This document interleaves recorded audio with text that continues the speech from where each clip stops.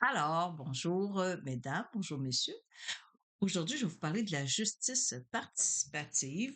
On va passer à peu près, peut-être 45 minutes à en parler, puis je vais vous présenter un cas pratique, le cas pratique de Monsieur Jolin, chauffeur de taxi.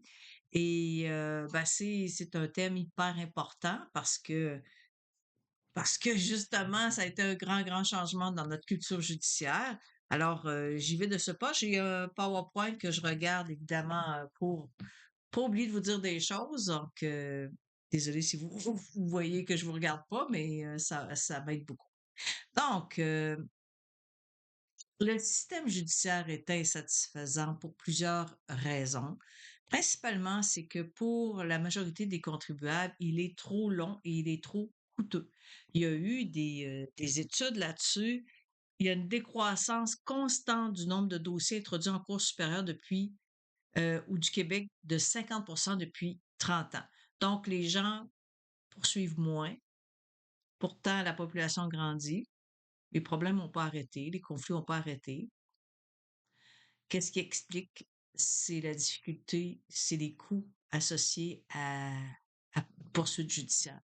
Pour la majorité des citoyens, si je parle du citoyen moyen, euh, il n'y a pas les moyens tout simplement d'aller devant la justice. Et ceux qui vont recourir à la justice, on va voir, c'est surtout, je dirais la justice. En fait, j'ai envie de dire au système judiciaire, parce que faudrait donc distinguer la différence entre justice puis système judiciaire. Souvent, j'ai dit, on parle de palais de justice, mais en réalité, c'est des palais de droit. Si on parle du ministère de la Justice, mais en réalité, c'est le ministère d'un système de droit. OK? C'est des tribunaux, c'est des organisations. Puis, ultimement, eux vont essayer de rendre justice, mais encore là, la justice, c'est une vertu, c'est un concept qui est très, très vaste. Alors, il y a des gens qui peuvent gagner leur procès puis avoir aucun sentiment de justice. Donc, ça serait assez épouvantable, hein, mais oui, ça arrive parce que ça coûte cher. Euh, j'ai certaines statistiques à vous présenter. Face à un problème légal de nature civile, alors la nature civile, ça peut être un problème avec une maison, ça peut être un problème de succession, un problème, tout ce qui est civil, tout ce qui n'est pas commercial, même les matières familiales, c'est du civil. 57% souhaitent régler ce problème seuls avec l'autre personne concernée. Donc, les gens aimeraient ça être capables de le régler avec l'autre personne. Mais on sait que c'est pas toujours possible. 35% aimeraient se faire aider par un tiers. 3% souhaitent régler par la voie du procès. Je sais pas si les gens sont sages ou ils se sont dit non, ça n'a pas d'allure, on ne s'en va pas à procès avec ça, mais les gens veulent pas aller à procès, c'est clair. 60% concluent qu'une entente hors cours est plus juste qu'un jugement. Et 47% des Québécois estiment que les jugements sont justes. Donc, s'il y a 47% qui estiment que c'est juste, ça veut dire que il y en a 53% qui se disent, même si on a un jugement, c'est injuste. Alors, je ne sais pas si vous voyez, mais c'est quand même assez incroyable. Et ça, c'est un rapport du ministère de la Justice du Québec qui a été fait en 2016 et ça portait sur le sentiment d'accès et la perception de la justice au Québec. Mais bon, est-ce qu'on est les seuls au Québec à vivre ça? Mais pas du tout. C'est un enjeu qui touche autant le Canada que les autres juridictions de droit civil, de common law ou de tradition mixte. L'accès à la justice est fondamental pour la démocratie, l'adhésion des citoyens à l'État de droit. Hein? Il faut que le système soit solide, sinon, voilà, ça veut dire pas mal moins de choses, un État de droit. Le défi de l'accès à la justice est une entreprise constante qui implique plusieurs paramètres, systèmes et acteurs judiciaires. Bon, alors oui, on le critique le système, mais il ne faut pas croire que les acteurs sont restés les bras croisés puis se dire, ils sont pas contents, hein, c'est pas grave, mais non, parce que c'est super important. Puis au fil des années, je vais vous donner l'exemple. Un recours aux petites créances, ça, c'était pour favoriser l'accès à la justice. Avant, un certain temps, ça n'existait pas. Les recours collectifs, c'est pour favoriser l'accès à la justice. Donc, on se met plusieurs pour faire valoir nos droits. Donc, il y a eu différents changements au cours du temps, mais c'est un gros système. Il y a plusieurs acteurs. Il y a les avocats, les juges, l'appareil gouvernemental qui ne change pas aussi vite qu'on le voudrait, des consultations publiques pour changer Le code, c'est pas ça se fait pas comme ça, là. Alors, il y a eu plusieurs efforts au fil du temps. Mais c'est quoi l'accès à la justice? Qu'est-ce que ça veut dire? Et là, je vais citer souvent Jean-François Roberge parce qu'il a écrit un livre que je trouve super intéressant qui s'appelle La justice participative, fondements et cadres juridiques. Je vous suggère cette lecture si vous voulez en savoir plus sur cette justice participative. Donc, l'accès à la justice est l'action de rendre accessible aux citoyens. J'aurais peut-être essayé de lire comme ça. De rendre accessible c'est ça, aux citoyens une offre plurielle de justice, première des choses. Deuxième chose, qui doit être perçue comme une manière légitime d'obtenir justice par celui ou celle à qui elle est destinée et qui répond à ses motivations et attentes. Donc, il y a plusieurs angles à réfléchir autour de ça. Donc, veut dire repenser l'offre de justice, réduire les contraintes du système judiciaire, comprendre les attentes du citoyen et ses besoins et revoir sur un angle plus contextuel. Ce qu'il faut voir, c'est que longtemps, le système judiciaire disait, ben, si vous voulez faire vos droits, faites un procès. Mais là, on a changé ça. En tout cas, on a voulu changer ça. Et je vais continuer l'histoire. Donc, on veut offrir plusieurs moyens d'obtenir la justice, que ça ne va pas passer juste par des procès. Le sentiment d'accès à la justice, qu'est-ce que c'est? Ben, dans la disposition préliminaire du Code de procédure civile, affirme que les procédés de prévention de règlement des différends, privés ou publics, doivent être empreints d'esprit de justice. Qu'est-ce que c'est l'esprit de justice? Wow! Là, c'est vraiment un gros concept.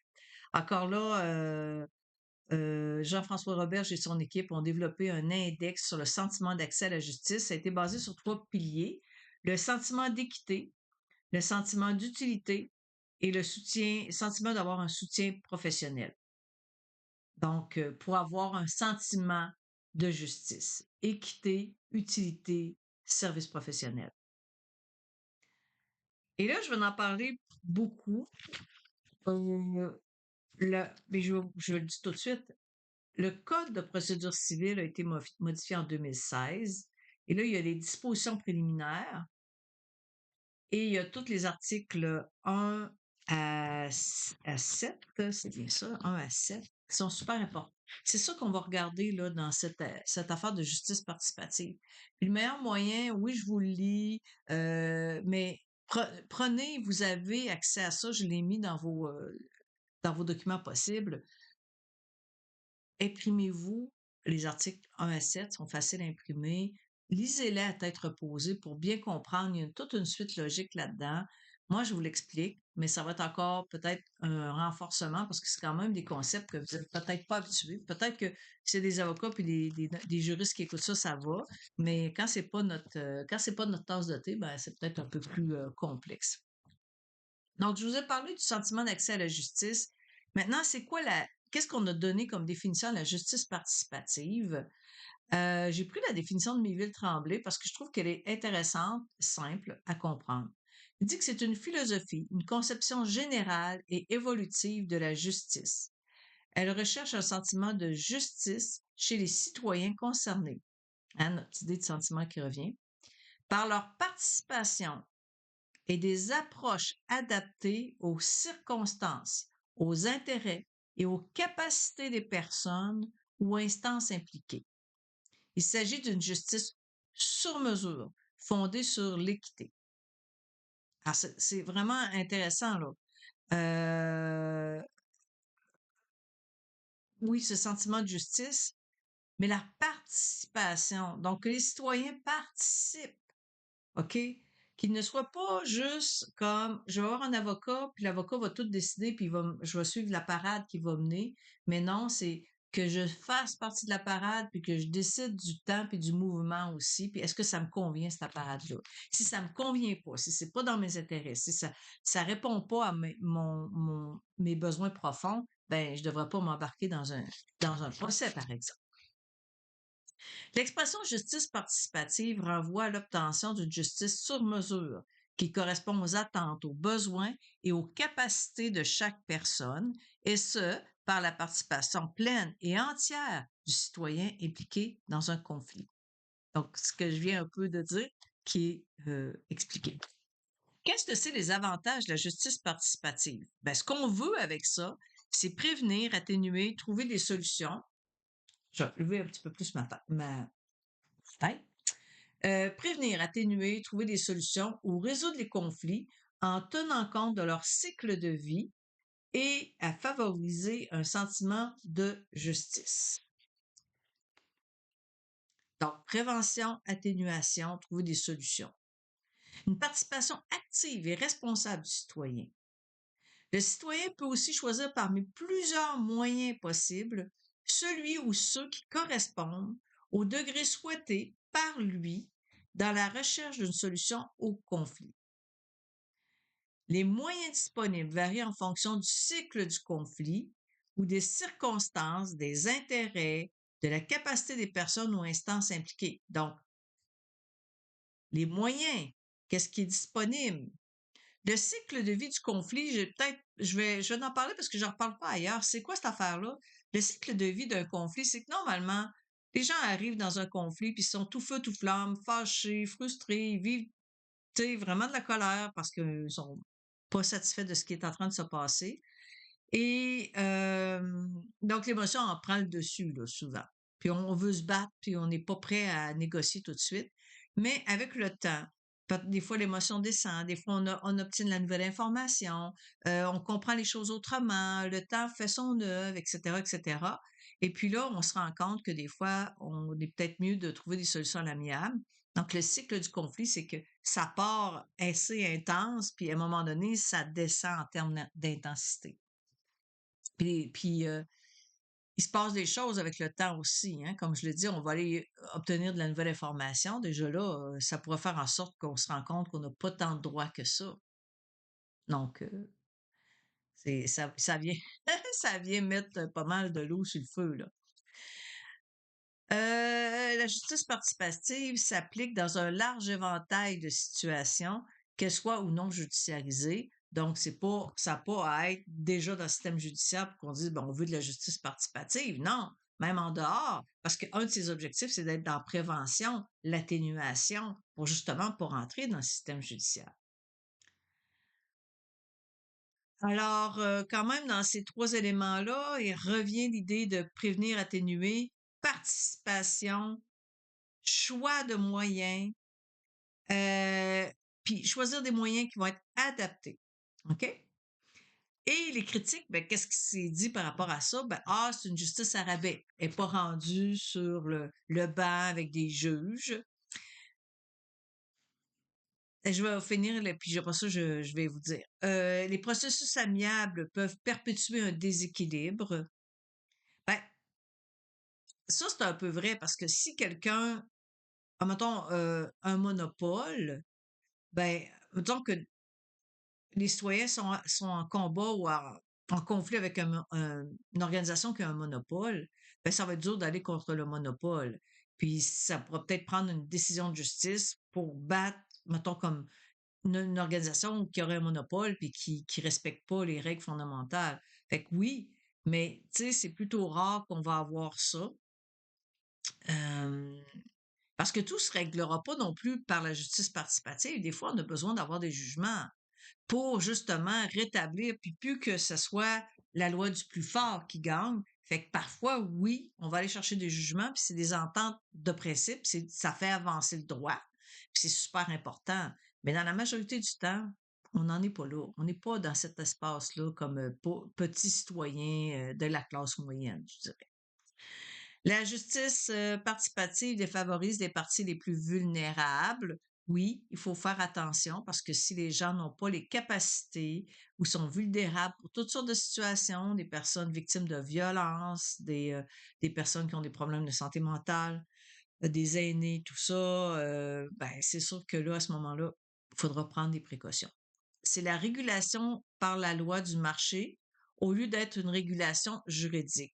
C'est donc la loi du plus fort. Ce qu'il faut comprendre dans tout ça, euh, c'est que je peux négocier, par exemple, je me dis, ben moi, je veux obtenir justice, puis je pense que je serais bien négocier ou d'aller en médiation.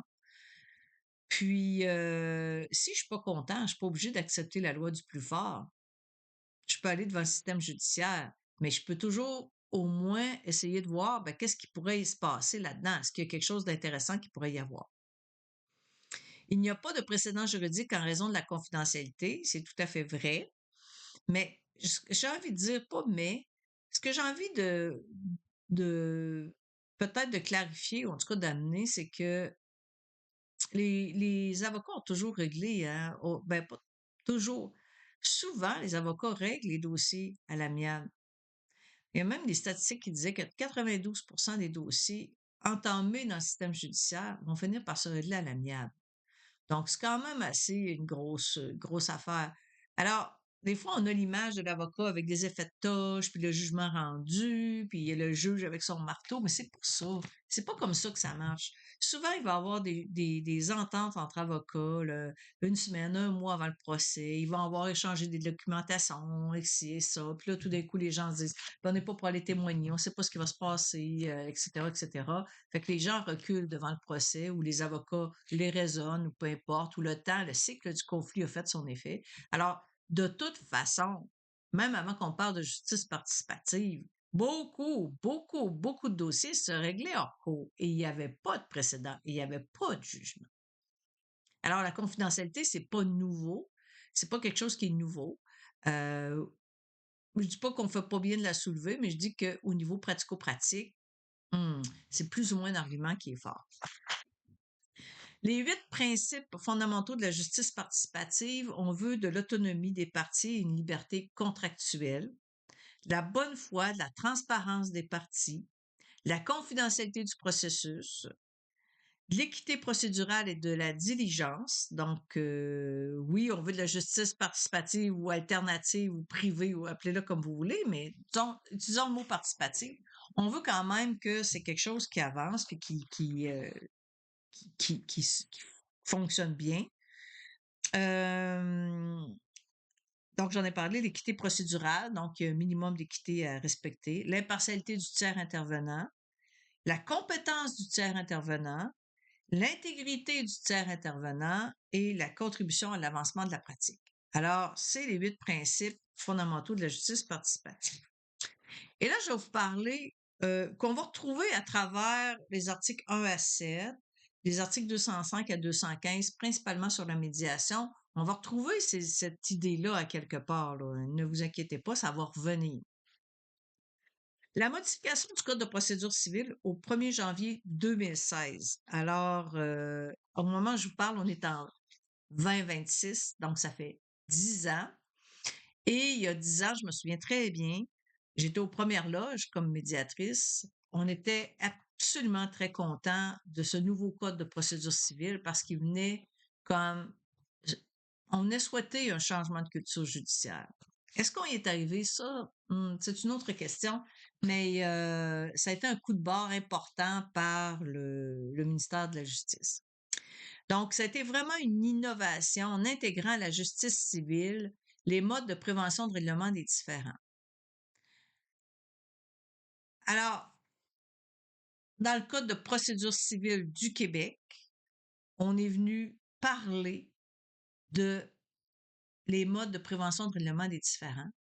Puis on n'a pas mis ça dans le milieu du code, on a mis ça au début du Code de procédure civile. Donc, ça a lancé un signal quand même assez fort que c'est important, puis vous devez en tenir compte. Donc, l'idée globale, c'est, ben, je vais la présenter comme ça, puis peut-être je vais y revenir, mais oui, mais l'idée globale, c'est, avant d'entrer dans le système judiciaire, essayer de régler par des modes privés. Donc, on a voulu favoriser cette justice privée, cette façon de régler à l'amiable. On a dit c'est important, puis vous devez faire des efforts pour y arriver. Et on a mis la disposition préliminaire du Code de procédure civile qui indique clairement cette volonté des principes directeurs suivants. Alinéa 2. Le Code vise à permettre, dans l'intérêt public, la prévention et le règlement des différends et des litiges par des procédés adéquats, efficients, empreints d'esprit de justice et favorisant la participation des personnes. Il vise également à assurer l'accessibilité, la qualité et la célérité de la justice civile, l'application juste, simple, proportionnée et économique de la procédure et l'exercice des droits des parties dans un esprit de coopération et d'équilibre, ainsi que le respect des personnes qui apportent leur concours à la justice. Alors, il y a beaucoup, beaucoup de concepts là-dedans. C'est pour ça que ça prend ça vaut la peine de le lire à tête reposée et de regarder chacun des mots est important. Puis je vous dirais que moi, j'étais là quand avant d'adopter un projet de loi, là, il y a des commissions, puis il y a des consultations, et chaque mot est pesé. Chaque mot, quand on va en commission, quand ça adopte des changements comme ça, là, on peut faire des représentations. Je me souviens très bien, à ce moment-là, j'étais à l'Institut d'arbitrage et de médiation du Québec. J'étais membre du conseil d'administration. Puis, excusez, puis on avait fait des démarches dans ce sens-là. Alors, dans le sens de présenter nos, euh, nos, euh, nos recommandations, c'est ça. Alors, 7 ans plus tard, en 2023, on a un peu modifié, on a adopté la loi visant à améliorer l'efficacité et l'accessibilité de la justice. On l'appelait la loi 8. Donc, 2016, un coup de barre incroyable, extraordinaire. Et 7 ans plus tard, on a refait une autre petite affaire. Pas majeure, mais quand même. Ça venait dire, ben, on avance, on avance. L'article 4 CPC qui dit permission de verser le contenu du protocole préjudiciaire au dossier. Je vais vous en parler plus tard. L'article 7 CPC, instruction par priorité, si attestation du médiateur ou protocole préjudiciaire. Mesures spéciales pour les personnes victimes de violences conjugales ou sexuelles. On n'avait pas ça. Donc, on a rajouté ça. Je vais vous en parler un petit peu plus tard. Et 607.1, imposition par le tribunal du respect de la clause de médiation. Et aussi, on a modifié le régime de la médiation aux petites créances. Donc, ça, c'est aussi très important. Et je vous en reparle un peu plus tard. Est-ce que je vous en parle ici ou non? Je vais en parler dans le module sur la médiation de petites créances. Globalement, je vais très rapidement. La médiation dans les dossiers, c'est ça qui était majeur, c'est que dans les dossiers de 5 000 et moins, on a dit maintenant, la médiation va être obligatoire aux petites créances. Alors ça, encore là, quand on est parti du principe que normalement, la médiation, c'est libre et volontaire, là, le législateur est venu donner un petit coup en disant, pas dans ces dossiers-là.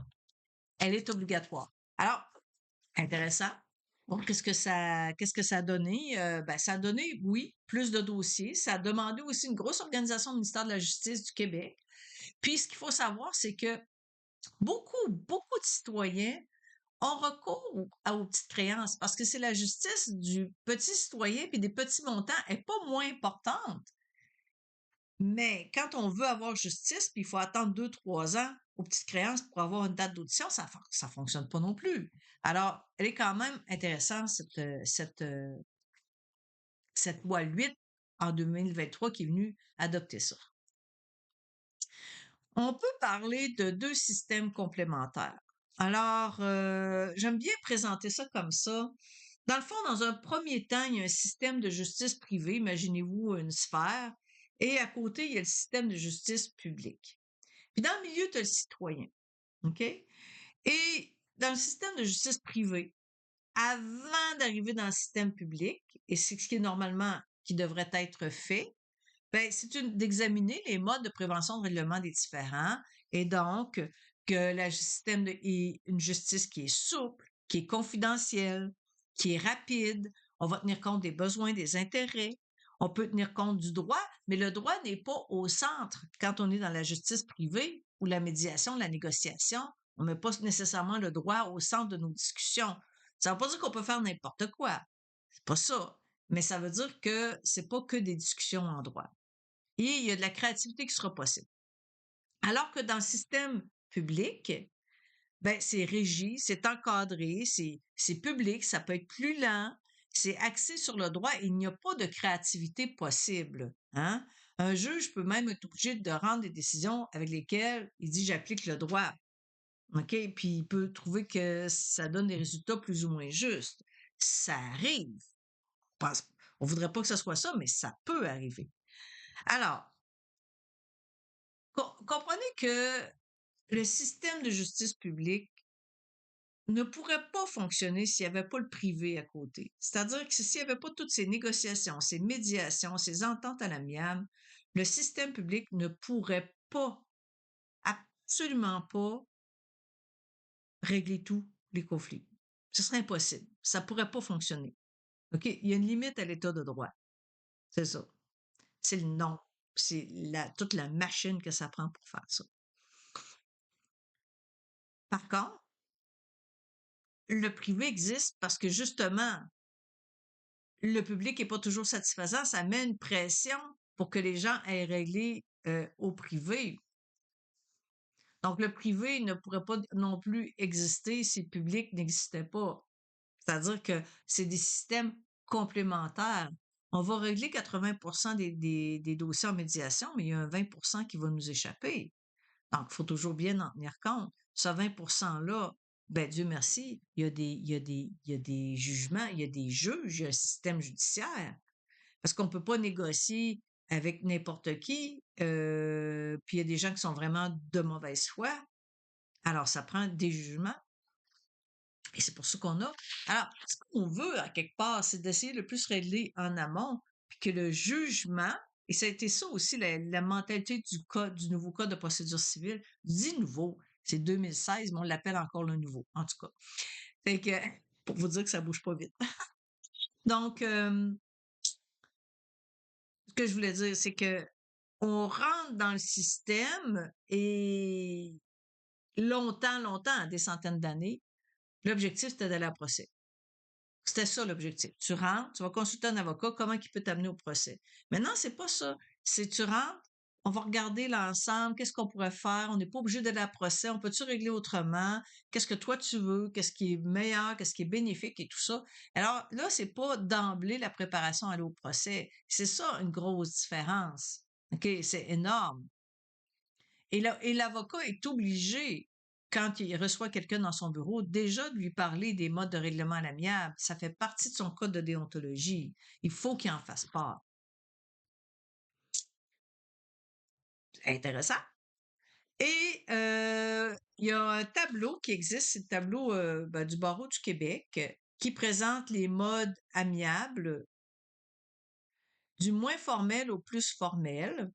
Alors, un mode amiable moins formel, la prévention. Déjà, si on rédige des contrats puis qu'on prévoit des bonnes clauses, la négociation, le partenariat, on est en mode préventif, la médiation, la conciliation, le droit collaboratif, l'évaluation neutre, ce sont tous des modes de prévention de règlement des différends privés, les modes MPRD qu'on appelle, mode prévention MP, prévention règlement des différends, c'est ça, MPRD. Et il y en a qui sont plus formels. Par formel, entendez que il va y avoir peut-être une décision, exemple comme l'enquête. La med-arb commence en médiation, peut finir en arbitrage par la même personne. Les conférences de règlement à l'amiable, ben, ça fait partie des modes de prévention, mais c'est dans le système judiciaire orchestré par des juges qui portent un chapeau de médiateur. Donc, on parle de médiation judiciaire ou de conférences de règlement à l'amiable. Dans l'arbitrage de la procès, c'est toujours des modes aussi pour régler les conflits, mais des modes d'autorité, c'est-à-dire que quelqu'un qui décide. Et on peut penser que c'est comme un escalier, hein? Je l'avais ici, là, la petite feuille, un instant. C'est comme un escalier où on commence par prévenir, négocier, protocole préjudiciaire, je vais en parler, médiation, maintenant, plus on monte, OK, plus les modes de prévention, oups, comme ça. Si on va en arbitrage, ben en arbitrage, c'est quelqu'un qui va décider, hein. Le droit collaboratif, c'est les avocats qui vont négocier ensemble aussi. Alors, je vais regarder les articles un par un. Ah oui, puis je vais faire une petite distinction entre conflit, litige et différend. Un conflit, Un litige, ça a rapport au droit. Donc, si je dis j'ai un litige, donc je suis en droit, je me pose des questions par rapport au droit, puis quelles sont les personnes qui sont qui me doivent l'argent, ou c'est ça avec qui j'ai des liens de droit. OK? C'est ça qu'on questionne. C'est un litige. Et après ça, quand on parle de conflit, ben là, on va pas regarder juste le droit, mais qui est intéressé dans toute cette affaire-là au conflit, qui a rapport, on va tenir compte du contexte, on va tenir compte de la moralité, des budgets, des politiques. On tient compte de plein de choses quand on parle plus d'un conflit, on n'est pas juste sur le droit. OK? C'est plus large, une vision plus large. Puis quand on parle d'un différend, parce que le Code de procédure civile parle beaucoup de différends, OK? Il parle de mode MPRD des différends, par exemple. Alors, un différend, c'est à la fois au litige et au conflit. Mais il faut comprendre que c'est pas parce qu'on s'en va en médiation que le droit disparaît. La même chose si on s'en va en négociation. Le droit va pas disparaître. Il continue d'être là en filigrane. C'est un beau mot, ça. mais, mais il n'est pas au cœur. Pour monsieur, madame, tout le monde, il va vous parler d'un conflit. Ouais, il va vous parler, ben, j'étais un conflit ou j'ai un litige. C'est rare qu'ils vont utiliser le mot différent. Donc, c'est beaucoup un langage que je précise avec vous parce qu'on le voit dans le code de procédure qui est émis à plusieurs reprises. Donc, l'article 1 du Code de procédure civile, et là, je vais y aller article par article. L'article 1, les modes privés de prévention de règlement des différends sont choisis d'un commun accord. C'est ça. Donc, commun accord par les parties intéressées dans le but de prévenir un différend net ou de résoudre un différend déjà né. Ces modes privés sont principalement la négociation entre les parties au différend, de même que la médiation ou l'arbitrage dans lesquels les parties font appel à l'assistance d'un tiers. Donc, la médiation, oui, on aime ça, mais il n'y a pas juste la médiation pour régler. Il y a de la négociation aussi qui est possible et de l'arbitrage. Les parties peuvent aussi recourir à tout autre mode qui leur convient et qu'elles considèrent adéquat, qu'il emprunte ou non à ces modes. Donc, on pourrait faire dans des organisations, on appelle ça des diagnostics organisationnels, des enquêtes administratives. C'est aussi des façons de tenter de régler les différends, que ça emprunte ou non à ces modes. On n'a pas tout décrit tous les modes qui étaient possibles. Les parties doivent considérer le recours au mode privé de prévention de règlement de leurs différends avant de s'adresser aux tribunaux. Et c'est là l'obligation de considérer que ça fait couler de l'eau sous les ponts. Parce qu'on a dit aux demandeurs, dorénavant, vous devez considérer, OK, l'obligation de considérer, c'est-à-dire, vous devez considérer un mode de règlement amiable avant d'aller dans le système judiciaire. Et le code de déontologie des avocats et celui des notaires obligent ceux-ci à informer leurs clients sur les modes de prévention et à les encourager à régler en dehors du système judiciaire. Mode pour prouver que, donc, ils doivent même, quand un avocat rentre dans le système judiciaire, doit même prouver qu'il a envisagé, qu'il a considéré. Alors, il peut utiliser différents vont remplir soit des mises en demeure, un avis d'assignation, protocole d'instance. Dans la demande en justice, il pourra dire nous avons considéré, nous avons regardé cette possibilité. Quand la médiation s'impose, bien que le recours à un mode de prévention et de règlement des différends soit volontaire, il arrive parfois que cela soit imposé dans la loi. Alors, je vous ai dit tantôt, la loi, l'exemple de 5 000 dans les dossiers de petites créances, c'est un exemple où là, c'est imposé. Ah, mon Dieu, attendez un petit peu, euh, j'ai j'ai passé une étape une diapositive trop vite. Excusez-moi. Donc, je reviens. Je reviens. Donc, je vous ai parlé de l'obligation de considérer. C'est sûr que si quelqu'un ne fait pas son obligation de considérer, il pourrait avoir des sanctions. Alors, puis l'obligation de considérer, elle est tout au long du processus. C'est-à-dire que quand j'ai découvert qu'il y avait peut-être un vice caché sur ma maison, déjà, j'ai envoyé une mise en demeure, j'ai dit, ben, peut-être qu'on pourrait s'en parler, considérer la négociation, la médiation. Mais après ça, c'est refusé. C'est après ça, on continue. 6 mois plus tard, on a une nouvelle expertise, on a une date d'assignation, on a un interrogatoire au préalable ou peu importe, et je peux toujours aller en médiation. Il est jamais trop tard pour négocier. Alors ça, c'est tout au long du processus judiciaire. Dans l'obligation des parties, dans cette obligation de considérer, évidemment, on veut que les parties décident. C'est de l'autodétermination, qu'elles participent de bonne foi, qu'elles soient transparentes à l'égard notamment de l'information quand elles échangent l'information, une coopération active, un partage des coûts, la proportionnalité et le respect des droits et libertés de la personne et des autres règles d'ordre public. C'est pas parce qu'on s'en va dans le privé puis qu'on règle dans le privé qu'on peut faire n'importe quoi. OK? Donc, il faut respecter. Le droit ne disparaît pas, je vais le dire peut-être souvent, mais il ne disparaît pas. Mais parfois, là, c'est ça que j'étais rendu tantôt. Comme je disais, des fois, la loi va imposer la médiation, mais c'est rare parce que quand il a changé le Code de procédure civile en 2016, le législateur a dit c'est encore, c'est encore, oui, c'est volontaire. Vous n'êtes pas obligé d'aller en médiation, mais on vous demande de le considérer. Mais on ne l'a pas obligé. Mais là, on commence.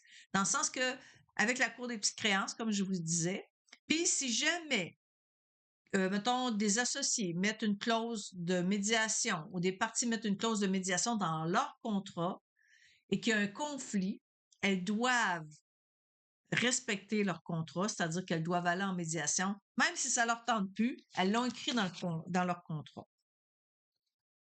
Et là, c'est là qu'en 2023, les juges sont venus dire, ben pas les juges, mais le législateur est venu dire, si vous mettez ça dans votre contrat, ben c'est quelque chose de sérieux et vous devriez le respecter. Donc, l'article 607.1, c'est un nouvel article du Code qui a été ajouté.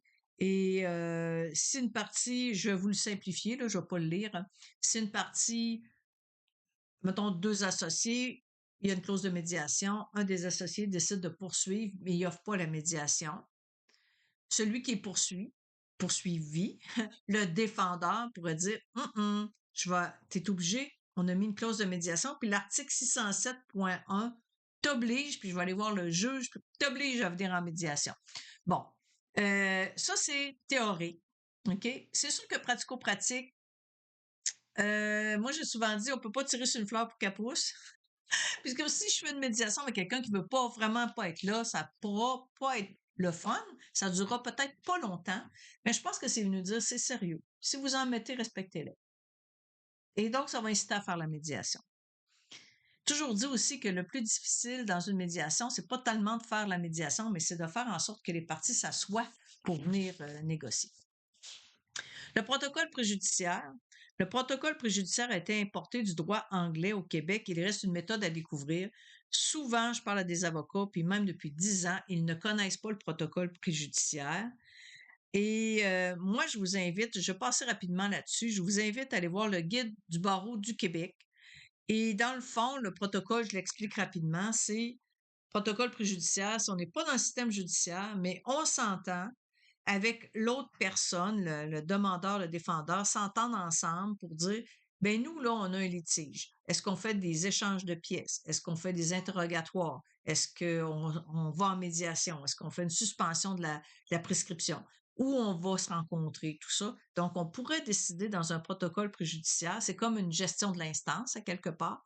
On pourrait décider de beaucoup de choses, mais on ne va pas dans le système. Tout ça se passe en dehors du système. Encore là, le législateur, en faisant ça, puis en faisant la promotion, il en parle une seule fois dans le Code de procédure civile, c'est l'article 2. Et il y a le guide pratique du barreau du Québec que vous pourrez aller consulter. Ce qui est intéressant, c'est que le législateur aussi, le 8 mars 2023, a dit, si vous faites cet effort de protocole préjudiciaire, ben vous pourriez bénéficier de ça. Si vous vous entendez pas, vous mettez tout votre dossier dans le système public, OK? Vous ouvrez votre dossier pour le judiciariser, puis vous pourriez prendre tout votre travail puis le mettre là-dedans.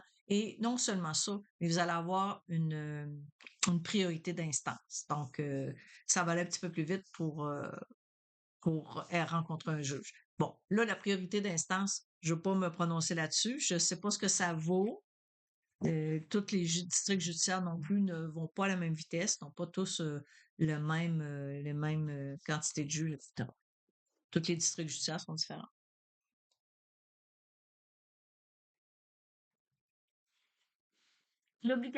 L'article 3 parle de l'obligation du tiers intervenant. Le tiers intervenant est choisi d'un commun accord. Le tiers intervenant, c'est qui? C'est le médiateur, c'est le négociateur.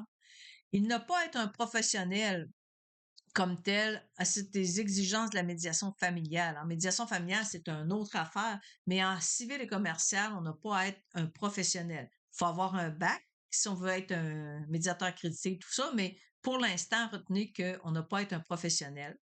Le tiers assiste dans la démarche où tranche le conflit, donc ça peut être un arbitre, c'est une justice qui est privée. Hein? Un arbitre, on le paye, c'est un juge, mais au privé. Il doit agir avec impartialité et diligence selon les exigences de la bonne foi. Donc, on demande au médiateur, bien sûr, d'être de bonne foi dans tout son travail. Un médiateur peut être aussi bénévole. Alors, heureusement, le législateur n'a pas interdit le bénévolat. Ça a toujours existé dans les organisations, même dans certaines communautés, des personnes qui vont prendre spontanément le rôle ou qui vont être nommées par la communauté de médiateurs pour tenter de régler les conflits à l'interne dans la communauté. Il doit agir d'une manière désintéressée, donc il n'est pas rémunéré puis il touche aucun bénéfice. Alors, pour lui, le régime va être légèrement différent, c'est-à-dire que comme il est bénévole, on va retenir sa faute si ça fait une faute lourde, par insouciance, imprudence, négligence grossière ou intentionnelle, ou qui a cherché à faire préjudice à quelqu'un. Il est contraignable s'il n'est pas accrédité, donc il pourrait être obligé d'aller témoigner. L'autodétermination des parties, l'article 6. Donc, l'article 6, les parties ont la liberté de convenir avec le tiers de leur procédure. Ben, ça, c'est intéressant. Comme en médiation, ça va prendre, est-ce qu'on fait de la médiation par navette diplomatique? Est-ce qu'on se rencontre à tel endroit? À quel moment? Qui va être présent? Qui ne sera pas présent? Est-ce qu'il va y avoir des experts? Etc., etc. Donc, on va adapter notre procédure parce qu'on est maître. C'est de la justice privée. C'est notre processus à nous qu'on se donne. On ne fera pas de n'importe quoi, mais on se donne un processus ensemble. Les articles, donc, et il y a des articles sur la médiation et l'arbitrage qui peuvent s'appliquer aussi quand on parle de l'autodétermination des parties. Et il y a certains articles qui sont d'ordre public dans tout ce qui s'applique parce que la justice participative, les articles 1 à 7 et 605 à 615, avant, moi, je pratiquais en médiation en matière civile et commerciale. On n'avait aucun article dans le code. On n'avait absolument aucun article. Au moins, on est venu encadrer d'une manière juridique la pratique du médiateur. Alors, c'est super important. C'est notre cadre à nous. Évidemment, il va y avoir d'autres choses. Il va y avoir le contrat de service, il va y avoir le protocole de médiation, tout ça. Il y a d'autres choses aussi qui vont faire notre cadre juridique d'intervention, mais la base est dans le Code de procédure civile du Québec. C'est pour ça qu'il faut le connaître. L'article 7, la prescription et la gestion de l'instance. Participer à un mode de prévention de règlement des différends n'implique pas une renonciation à son droit d'agir en justice. Alors, vous pouvez faire de la médiation, ça ne veut pas dire que vous renoncez à aller faire un recours, un procès. Vous êtes de bonne foi à tenter de régler des solutions, mais vous renoncez pas à votre droit. Fait que vous pourriez, il n'y a rien qui l'empêche, vous pouvez avoir un dossier ouvert devant les tribunaux. Le dossier est ouvert, on attend une date pour passer devant le juge. On peut faire une médiation en attendant la date pour passer devant le juge. Le dossier, il reste là, il ne disparaît pas. Vous faites votre médiation. La médiation fonctionne, on va fermer le dossier tout simplement. Puis si la médiation ne fonctionne pas, ben, le dossier, lui, il n'a pas été retardé, là, il n'est pas tombé en bas de la pile parce que vous n'êtes pas pénalisé parce que vous avez essayé de régler une médiation. Ça, c'est important de comprendre ça. C'est vraiment, vraiment très important. Alors, en cours du processus, les parties peuvent s'engager à ne pas exercer leurs droits, sauf pour préserver ceux-ci. Donc, je ne vais pas t'envoyer un huissier de justice pendant qu'on est en train de faire de la médiation. On peut pas faire, je dis ça souvent, on peut pas faire la paix et la guerre en même temps. Tu sais. Normalement, on fait une médiation, on laisse de côté là, les procédures, là, on a ouvert un dossier, on a protégé nos droits, à moins qu'il y ait une urgence puis que ça prenne une injonction. Mais là, on est plutôt rarement là-dedans. On peut renoncer à la prescription acquise ou au bénéfice du temps écoulé, mais les droits futurs demeurent intacts. Alors, des fois, les prescriptions, par exemple, je parlerai de la prescription de 3 ans. Qu'est-ce que c'est? Je sais qu'il y a des juristes qui m'écoutent, mais il y a des non-juristes qui m'écoutent aussi. Alors, une prescription, c'est que, exemple, j'ai emprunté de l'argent à un ami. Euh, c'est pas arrivé, là, c'est un exemple. J'ai emprunté de l'argent à un ami. Puis j'ai signé un petit contrat avec lui. Et là, ça fait 3 ans, puis je lui ai pas remboursé ce que je lui devais, alors que j'aurais dû le payer dans l'année, mais j'ai pas respecté mon contrat. Donc, lui, il a laissé les choses aller. Puis 4 ans après, il fait une procédure judiciaire. Parce qu'il là, il se réveille, puis il se dit, ben là, Céline, elle m'a pas payé encore. Oui, mais t'as dépassé ton délai, là. Alors, moi, je pourrais bien dire non, mais je pourrais accepter de dire oui aussi. Je pourrais lui dire, je renonce à ma prescription. Je suis pas obligée. Puis d'ailleurs, puis des fois aussi, le législateur a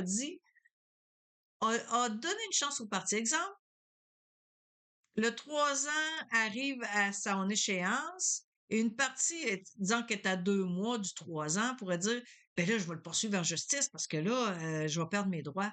Mais non, fais un protocole judiciaire, puis on va reculer ça de 6 mois. Donc, on te donne un délai de 6 mois avant que ta prescription arrive à 3 ans.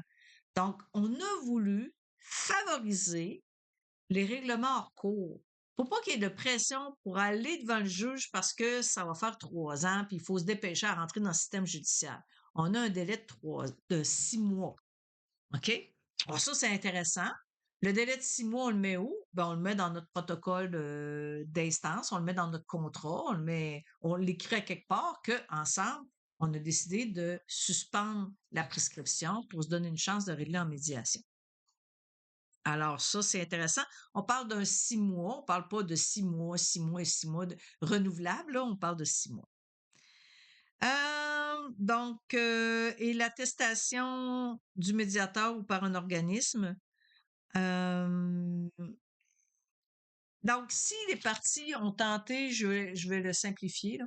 Si les parties ont tenté d'aller régler à l'amiable, mais que ça n'a pas fonctionné, ben, un médiateur pourrait émettre une attestation, selon le modèle du ministère de la Justice, comme quoi ils sont venus en médiation, ils ont tenté de régler, et ça va leur donner une priorité d'instance. Donc, les parties pourraient prendre ça, puis donner ça au greffier, puis dire, ben, nous, on ouvre notre dossier, ou on va lui dire qu'on a tenté la médiation, ça n'a pas fonctionné, et là,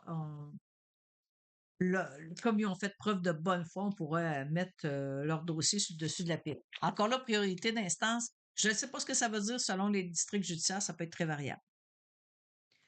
Donc, l'encadrement juridique de la médiation, ça va passer, oui, par le Code de procédure civile, les codes d'éthique et de déontologie professionnelle. Je suis avocate, je suis notaire, je suis ingénieur, je suis CRHA ou comptable agréé. J'ai un ordre professionnel. Mon ordre professionnel, avec ses règles d'éthique et de déonto, ne va pas disparaître, là. Je suis toujours obligée de respecter ça. Plus en plus de mes codes d'éthique ou mes lignes directrices en tant que membre, comme médiateur, j'ai aussi ça.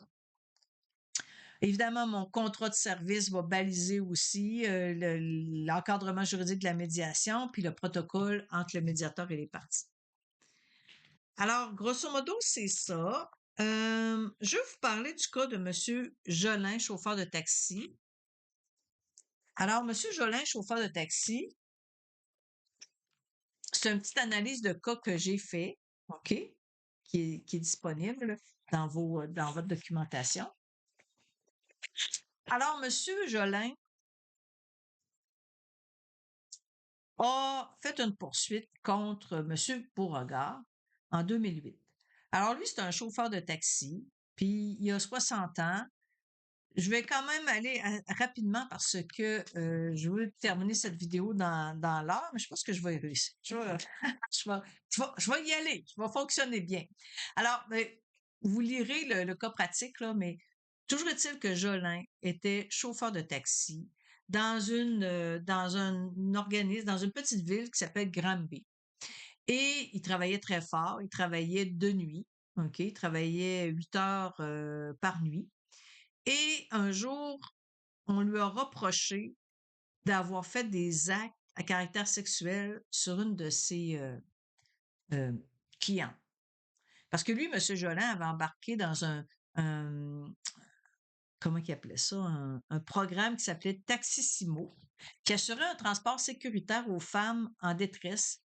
Et il y avait une entente qui prévoyait un mécanisme de traitement des plaintes contre les chauffeurs. Alors, M. Taxissimo avait sa petite plaquette, puis il faisait partie d'un groupe restreint de chauffeurs de taxi qui était connu par les services de police, qui était connu par les maisons de victimes, de femmes de victimes, etc., les CLSC. Il y avait différents gens qui transitaient autour de ce programme-là. Puis ce qu'on voulait assurer, c'était la sécurité des femmes en état de détresse. Donc, ça pouvait être d'aller chercher une femme dans une maison ou qui était chez elle, puis la transporter ailleurs, puis le faire d'une manière sécuritaire. Fait que grosso modo, c'est ça. Et il y a une personne, une femme qui s'est plainte d'une agression sexuelle. Non, je vais enlever le mot agression, là, c'est pas ça du tout. Là. Elle a fait une plainte à caractère sexuel. Bon. Alors, Beauregard, lui, a tenté de gérer la situation. Beauregard, qui était un des dirigeants actionnaires propriétaires de la. Parce que vous savez comment ça fonctionnait? Ça, c'était avant Uber. Il y avait un centre de répartition des appels, puis il y a 35 personnes qui sont des actionnaires qui en font partie. Alors, Beauregard, lui, essaie de gérer ça à sa manière, mais il n'a jamais donné l'information à Jolin. Il a retiré son accréditation à Jolin. Fait que Jolin, lui, il se retrouve, s'est senti humilié puis accusé, OK, alors qu'il n'avait jamais pu se défendre. Alors, pour lui, c'est une atteinte à sa réputation. Il dit que le droit à la liberté d'expression, ben, Beauregard, c'est ce qu'il dit. C'est basé sur la responsabilité civile. Donc, il fallait que Jolin prouve la faute, le lien puis le dommage. On prévoit environ 11 témoins, 2 à 3 jours de procès. Avant de mettre ça en état, il y a du temps. Il y a deux défendeurs, Beauregard et Taxi 3000, parce que Beauregard qui était celui qui avait mis les choses, mais Taxi 3000 était quand même la coop qui pouvait être responsable jusqu'à un certain point. Et voilà. Donc, il réclamait 75 000 en dommages moraux, 5 000 en dommages punitifs et 10 805 en honoraires déboursés extrajudiciaires. Donc, c'est une plainte de harcèlement sexuel qu'il y a eu à son encontre. On aurait pu, et là, ce que je vais explorer avec vous, c'est qu'est-ce qu'il aurait pu faire? Si on pense qu'il aurait pu utiliser différents moyens, allons voir quels seraient ces moyens qu'il aurait pu utiliser. Mais il aurait pu aller, Jolin aurait pu aller en relation d'aide. Mais pourquoi il n'est pas allé? Probablement que c'était pas satisfaisant pour lui, puis ça répondait pas à son besoin de justice. Donc, il n'est pas allé en relation d'aide. Ça ne veut pas dire qu'il n'a pas eu recours à un psychologue puis tout ça, parce qu'il vivait beaucoup de stress, d'anxiété et tout ça. Mais il est peut-être trop offusqué pour aller ça, puis lui, il voulait punir l'autre, puis il voulait aussi, je pense, laver son honneur. Sûrement ça faisait partie. Maintenant, l'autre moyen qu'il aurait pu prendre, il aurait pu négocier. Est-ce qu'il a tenté de négocier? Parce qu'il faut savoir que qu'est-ce qui est en faveur de la négociation? C'est le moindre des coûts. Ça coûte pas cher, c'est rapide, mais ça n'a pas un caractère punitif et public. Si le client n'a pas les moyens financiers et veut régler rapidement, c'est bon qu'il y ait en négociation. Il va peut-être avoir une réparation qui est moins éclatante, par contre. Mais pourquoi? Donc là, je fais qu'est-ce qui est en faveur et qu'est-ce qui était en défaveur? Pourquoi il n'est pas allé en négociation? Ben, peut-être justement parce que c'est confidentiel. Puis pour lui, il voulait une vision de tout ça. Négociation sur position et non sur le droit. Alors lui, il alléguait c'est son bon droit, OK? Et le client est peu négociable, il peut être trop offusqué. Peut-être qu'ils ont essayé de négocier. Moi, je suis certaine que les avocats ont essayé de négocier là-dedans. J'en suis certaine. OK? J'ai même pas de doute. Mais s'il offrait pas grand-chose ou s'il était trop fâché pour accepter, ben, ça n'a pas été longtemps, la négociation. Il peut tenir à une reconnaissance par l'autre de ses fautes et des torts causés. L'autre, peut-être que Beauregard trouvait qu'il exagérait ses dommages, possiblement. Alors, ça n'a pas été en négociation, ça s'est pas terminé en négociation. En tout cas, c'était là en procès, puisqu'on a. C'est un vrai procès, OK? C'est un vrai jugement qu'il y a eu, que j'ai pris ça, puis je me suis dit, essayons d'examiner, OK, autrement. En médiation, qu'est-ce qui aurait été en faveur de la médiation? Ben, la médiation, c'est rapide, ça coûte moins cher qu'un procès, ça permet aux parties de s'exprimer, de sortir du droit. On a besoin d'un médiateur spécialiste dans les conflits à teneur émotionnelle parce que ça, c'était pas juste une transaction, là. Il y a eu vraiment une personne qui a été heurtée profondément dans son être, dans son identité. Euh, des ententes pourraient réparer la réputation, auraient pu être convenues et le défendeur aurait négocié son risque de perdre. Parce que, Jolin, c'est beau de poursuivre, ça va coûter les frais d'un avocat. Est-ce qu'il va gagner, est-ce qu'il va pas gagner? Ben là, vous allez savoir la fin de l'histoire. Mais la médiation, la négociation, ça permet justement de négocier le risque. C'est ça, on négocie le risque.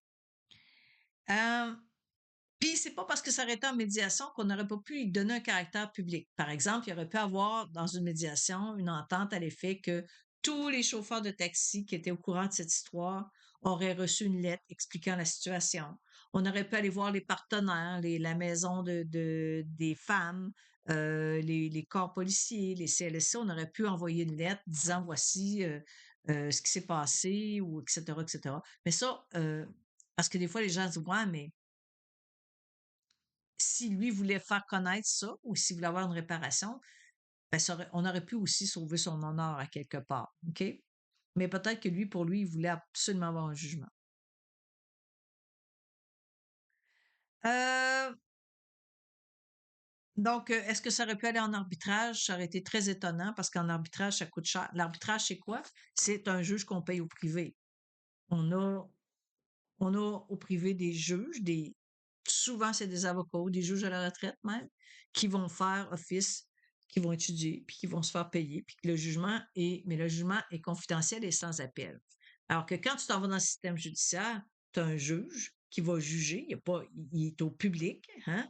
On n'a pas à le payer, le juge. Il est là, puis c'est son travail. Bon, on le paye avec nos impôts, mais il est là, c'est son travail.